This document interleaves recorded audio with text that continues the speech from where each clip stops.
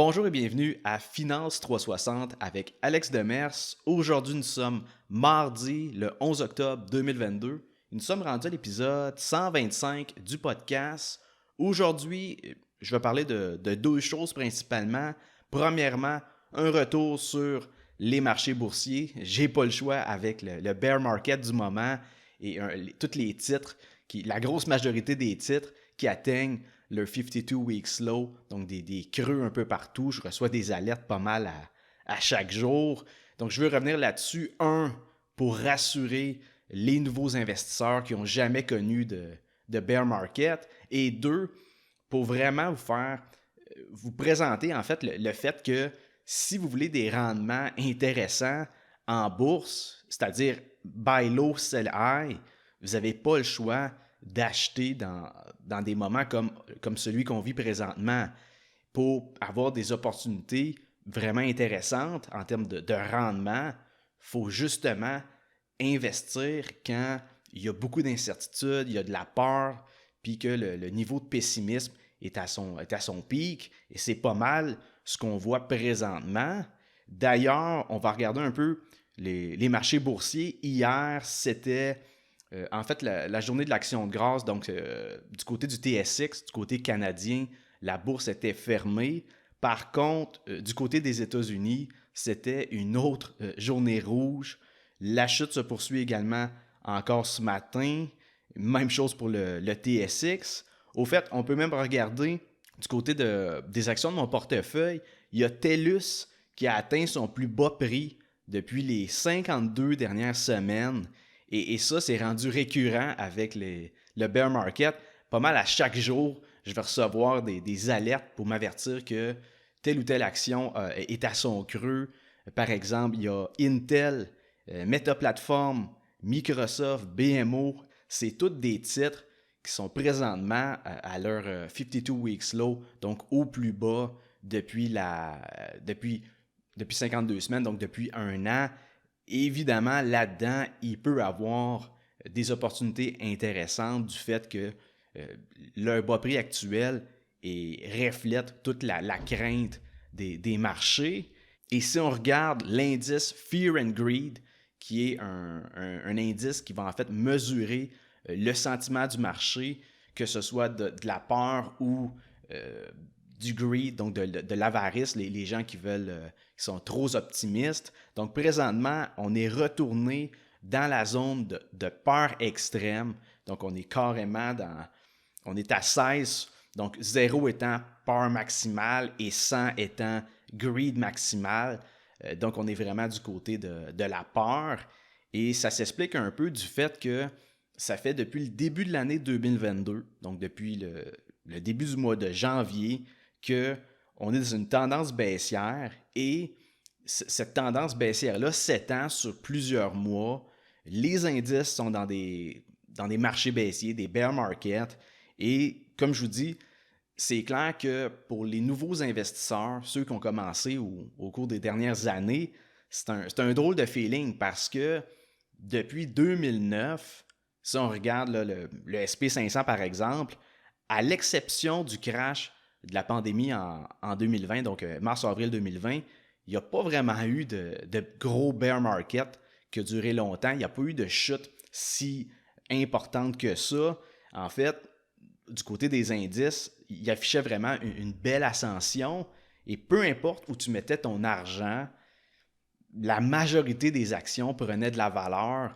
Donc, c'est sûr que si tu compares les dernières années avec 2022, tu as l'impression qu'il n'y a rien qui marche puis que la bourse te fait perdre de l'argent. Là. Surtout que, comme je vous dis, avec la baisse qu'on a connue, si vous avez investi en 2020, 2021, ça se peut qu'il y a pas mal de vos titres qui se retrouvent break-even ou même en dessous de votre prix d'achat moyen.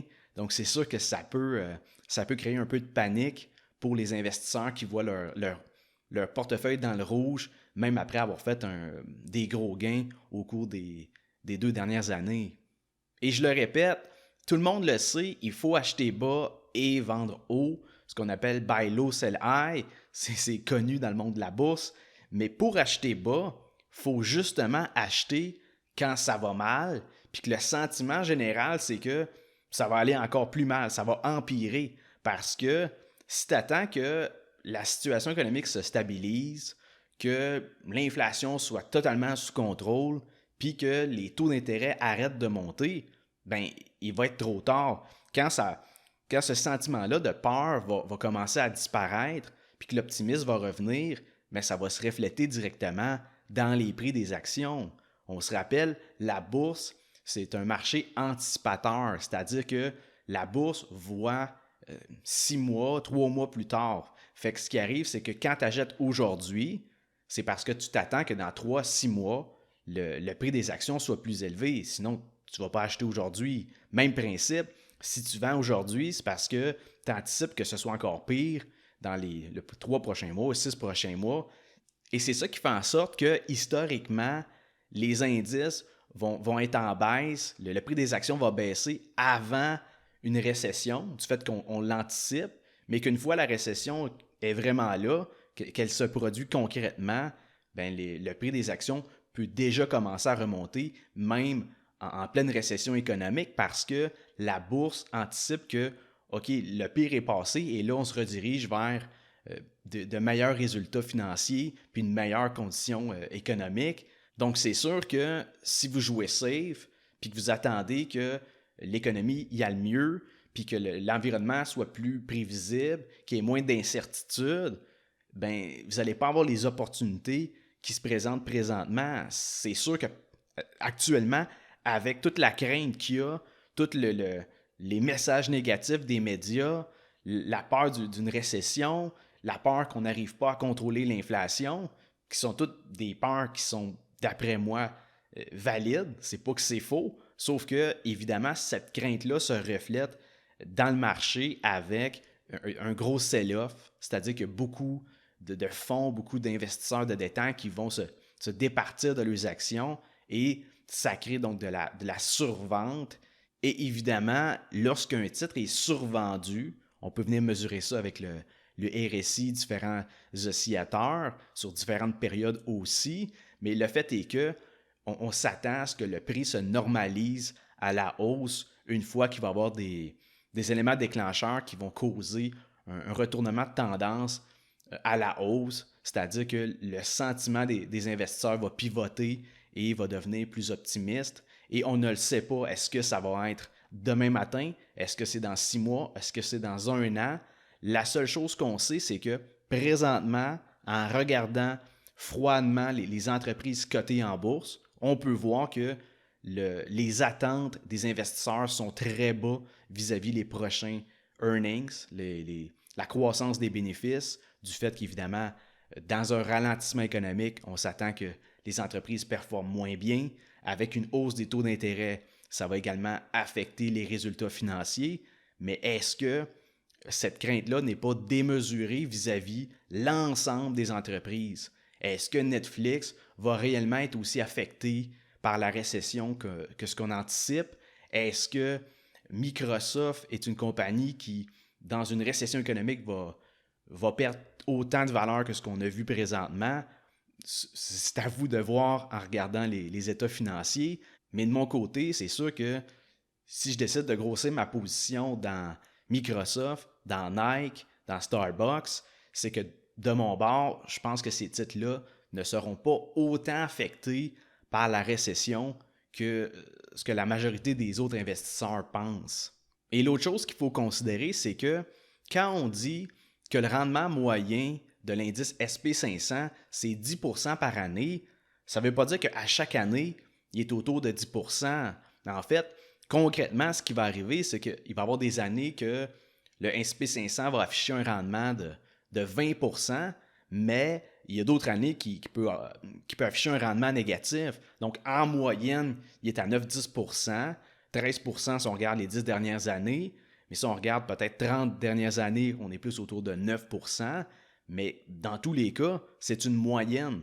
Donc, des fois, il va y avoir des fortes performances, puis d'autres fois, ben, ça va être des rendements négatifs. Il y a des années que ça se peut que vous allez perdre de l'argent tout au long de l'année, mais sur le long terme, ça va se rattraper et historiquement, on tourne autour de 10% annuel. Et oui, si on regarde les données, le marché des actions, c'est un marché volatile, c'est-à-dire qu'il y a beaucoup de fluctuations, mais comme je vous dis, à long terme, selon l'historique qu'on a, c'est le type d'actif qui offre la meilleure performance sur le long terme. Donc, ça dépasse évidemment les bonds, les obligations, ça dépasse le rendement des bons du trésor, ça dépasse en fait tous les autres instruments financiers qui sont moins volatiles, mais que de l'autre côté, ils offrent moins de rendement sur une plus longue période de temps.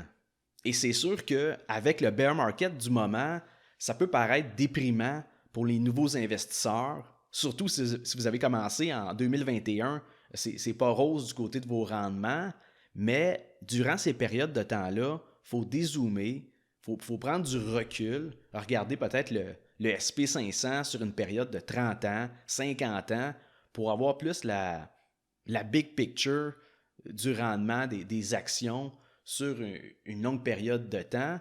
Mais comme je vous dis, il ne faut pas paniquer avec ça. Les bear markets, ça fait partie de la bourse. Une récession, ça fait partie d'un cycle économique. Donc, il n'y a rien d'anormal à ce qu'on vit présentement. C'est juste que ça fait plus de 10 ans qu'on n'a pas connu une situation similaire, mais reste que des bear markets, c'est pas anormal. Il y en a d'autres qui vont arriver. C'est déjà arrivé avant. Donc, il faut profiter de ces périodes de temps-là et surtout pas ne pas céder à la panique, même si on est écœuré de voir du rouge à chaque jour. Et l'autre chose que je veux vous parler, c'est que en ce moment, il y a un autre élément qui joue contre les investisseurs canadiens. Et en fait, c'est la valeur du dollar canadien face au dollar US. En date d'aujourd'hui, il faut 1,38 $ canadien pour acheter 1 dollar US. Donc, si vous voulez investir dans les stocks sur les marchés américains, c'est sûr qu'il faut considérer le taux de conversion. Avec 1000 $ canadiens, présentement, vous avez à peine 723 $ US et ça, c'est sans compter la cote que va se prendre votre courtier. Bref, oui, il y a des excellentes opportunités sur les marchés US, mais vous êtes pénalisé par le taux de change et deux, si jamais le dollar US se met à se déprécier vis-à-vis le dollar canadien, bien vous êtes exposé à avoir une perte liée à la devise. Je donne un exemple.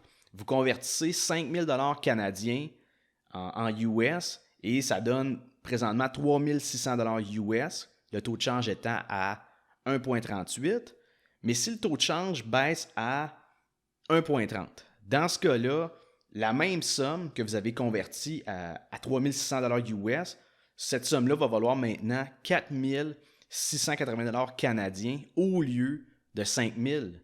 C'est pour ça que pour que ça vaille la peine, il faut s'assurer que le rendement de votre investissement va dépasser largement le pourcentage de baisse du dollar US vis-à-vis le dollar canadien. Sinon, du côté des finances personnelles, je vais vous parler de comment vous préparer face à une récession qui pourrait se produire au Canada. Comme je l'ai déjà dit, de mon côté, je m'attends que ça se produise quelque part en 2023, même si en ce moment, le taux de chômage est très bas, le PIB ne s'est pas contracté, il n'y a rien vraiment qui indique qu'il y a une récession qui s'en vient, mais je pense quand même que c'est très probable. Donc, dans ce cas-là, on est mieux d'espérer le meilleur, mais de se préparer pour le pire. Fait que je vais faire un petit récapitulatif de la situation actuelle. Du côté du marché immobilier, le taux de qualification hypothécaire dans les banques, c'est maintenant rendu autour de 7%. Donc, je vous explique un peu comment ça fonctionne. Le taux de qualification, c'est soit 5,25%, qui est le taux de référence, ou sinon, c'est le taux que vous allez signer plus 2%, donc le taux majoré de 2%. Et eux autres, évidemment, ils prennent le taux le plus élevé des deux. Et présentement, avec un taux fixe autour de 5%, rajouter 2%, bien, vous êtes pas mal à 7% pour la qualification. Déjà là, ça vient réduire la capacité d'emprunt de ceux qui veulent acheter une maison, surtout pour les premiers acheteurs qui ont aucune équité sur une propriété en ce moment. Et un autre élément par rapport au marché immobilier, c'est que les taux variables ont passé de 2,4% à plus de 5%, et ça, juste en quelques mois. Pour vous donner un exemple concret des répercussions de ça, disons que quelqu'un a pris un taux variable avec une hypothèque de 500 000 $. Dans ce cas-là, le paiement mensuel est passé de 2100 $, donc ça c'était au début de l'année, et après les hausses du taux directeur, le nouveau versement est rendu à 3100 $ par mois. Donc ce qui arrive, c'est que pour une hypothèque de 500 000 $ qui est rendue assez commun, c'est-à-dire qu'un demi-million à cette heure, t'as un bungalow bien standard, et pour ce monde-là, on parle d'une augmentation de 1000 $, c'est-à-dire 1000 $ de plus par mois pour le paiement hypothécaire. C'est clair que 1000 $ par mois, ça te change un budget assez vite.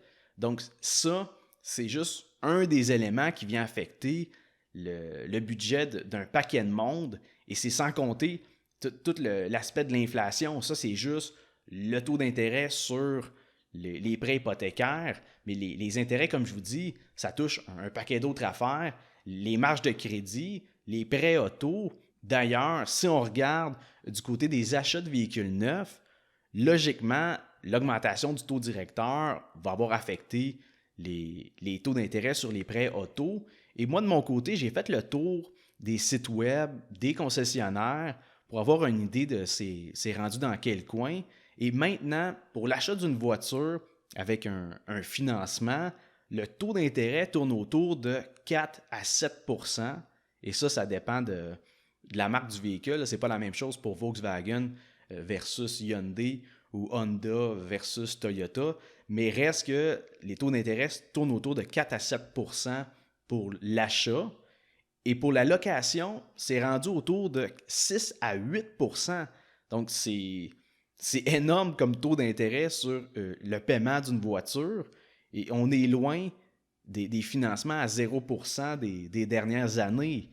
Et à noter que, selon les données de Statistique Canada, les financements sur 72 mois et plus, donc un financement sur plus de 6 ans, c'est rendu que ça représente environ 60% de l'ensemble des prêts auto. Et ça veut dire que pour être en mesure de faire le paiement sur le prêt auto, les gens doivent étirer leur financement sur 7-8 ans. Ça n'a aucun bon sens pour une voiture qui se déprécie à chaque année. Et l'autre chose, c'est que c'est pour ça qu'il y a autant de personnes qui se retrouvent avec une balloune quand ils rachètent un autre char. Une balloune, en fait, c'est quoi? C'est de l'équité négative. Autrement dit, ce qui reste à payer sur ton solde de prêt auto, mais c'est supérieur à la valeur marchande de ta voiture.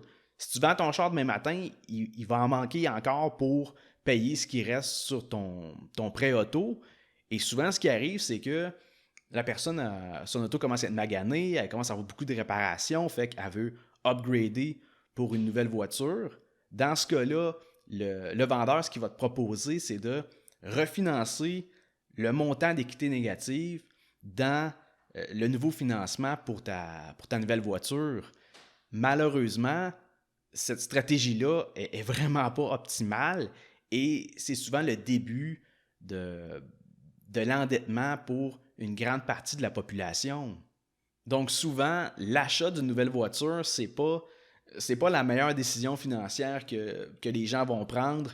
C'est malheureux, mais les voitures, c'est vraiment un money pit, c'est-à-dire c'est une dépense sans fin. L'entretenir, les coûts qui sont liés à ça, les pneus d'hiver, les réparations, les paiements, l'intérêt, tous ces éléments-là font en sorte qu'une voiture, ça coûte très cher. Et finalement, je veux terminer avec une autre conséquence de l'inflation qu'on n'a pas réellement conscience puis qu'on n'entend pas réellement parler non plus, et c'est l'augmentation des primes d'assurance.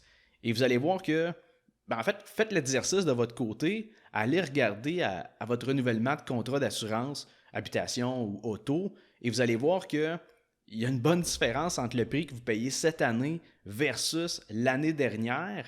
Et ça s'explique assez facilement parce que comprenez bien que l'ensemble des prix a augmenté. Ça veut dire que le prix pour remplacer ou pour réparer vos biens va être plus élevé. Donc, en cas de réclamation, c'est sûr que l'assureur va payer plus cher. Et c'est pour ça qu'à ce moment-là, si ça coûte plus cher, avec les réclamations, il n'y a pas le choix d'augmenter le prime d'assurance. Et oui, pour une auto d'occasion, assurée juste d'un bord, une auto qui a 10 ans, c'est sûr que ça ne va pas faire une énorme différence. Ça va peut-être être un 100$ de plus sur votre prime annuelle. Mais si on pense à quelqu'un qui a une compagnie de déneigement puis qui a une flotte de machinerie lourde, dans son cas, ça va faire une méchante différence au bout de la ligne parce que assurer cette machinerie-là, ça va coûter vraiment plus cher que l'année passée. Donc, ça vient manger sa marge bénéficiaire. Demandez-vous pas pourquoi votre déneigeur va vous augmenter cette année. Ils n'ont pas le choix pour garder une marge de profit similaire avec l'augmentation des assurances et d'un paquet d'autres choses. Ils vont augmenter leurs tarifs. Donc, en considérant tous ces éléments-là, qu'est-ce que vous devriez faire pour vous préparer face à une récession? Vous allez voir, c'est relativement simple. En fait, une récession économique, c'est un ralentissement de l'économie. Donc, ce qui arrive, c'est qu'il y a moins de consommation. S'il y a moins de consommation, il y a moins d'achats, il y a moins de ventes. Les revenus des entreprises chutent. Dans ce cas-là, ça se peut qu'il y ait besoin de moins de main-d'œuvre. Donc, c'est là que ça vient, les mises à pied. Les gens perdent leur job, le taux de chômage augmente et ça peut toucher un paquet de secteurs.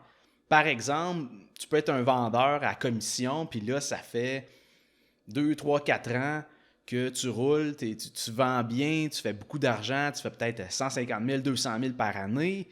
Donc là, tu t'es établi un rythme de vie, tu sais, la belle voiture, tu t'as acheté une belle maison, tu vas en voyage 2, 3 fois par année, mais c'est des revenus qui sont quand même liés de près ou de loin à la conjoncture économique. Si le monde est super serré, puis que le monde ne dépense plus, puis qu'ils ont tous les incitatifs pour essayer d'économiser, d'épargner pour être en mesure de survivre dans un environnement plus précaire, c'est garanti que ça peut venir affecter ton revenu, que tu sois vendeur d'auto, courtier immobilier ou dans n'importe quelle industrie, que les revenus fluctuent selon l'économie dans son ensemble.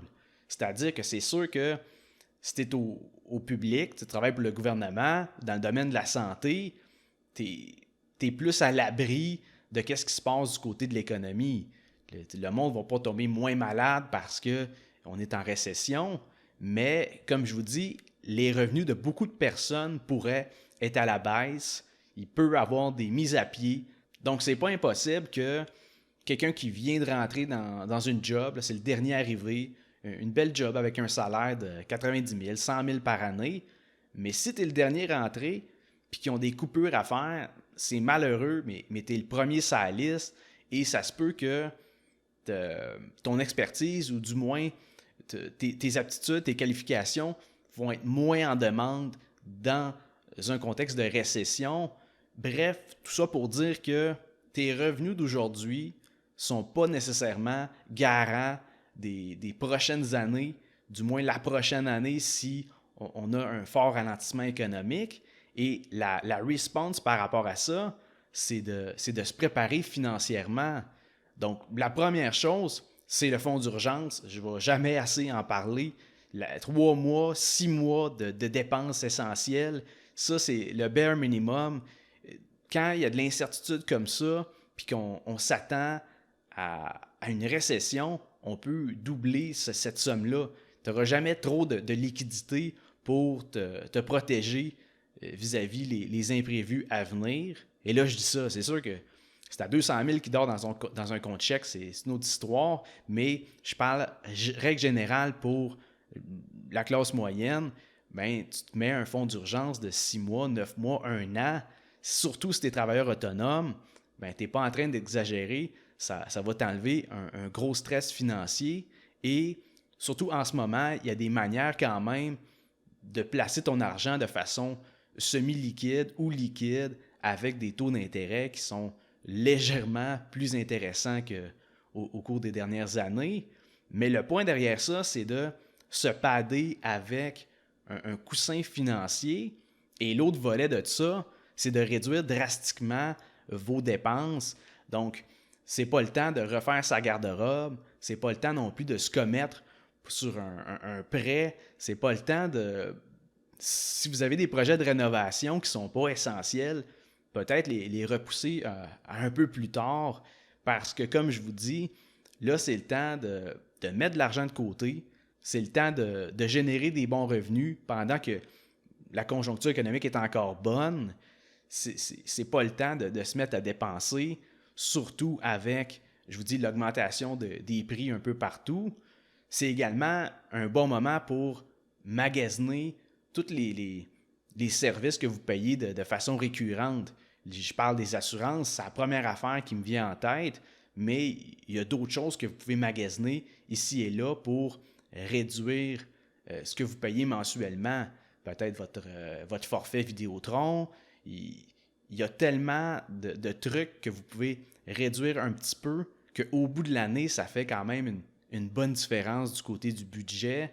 Mais bref, pour se préparer face à une récession, c'est d'avoir des liquidités disponibles, de ne pas nécessairement tout investir parce que si vous n'avez pas d'argent de côté, vous allez aller piger dedans de toute façon. Et l'autre chose, c'est de réduire le plus possible vos dépenses pour avoir une balance mensuelle excédentaire, avoir un surplus à chaque mois et vous bâtir un coussin financier pour vous préparer à une période qui pourrait être plus difficile pour certaines personnes. Entre autres, les vendeurs à commission, les travailleurs autonomes et ceux qui travaillent à leur compte, ça peut être plus difficile au courant des prochaines années. Donc, j'espère que l'épisode va vous avoir un peu aidé. Je me veux un peu plus rassurant malgré le contexte qu'on vit présentement et je vous remercie de votre écoute. On se voit la semaine prochaine pour un autre épisode de Finance 360.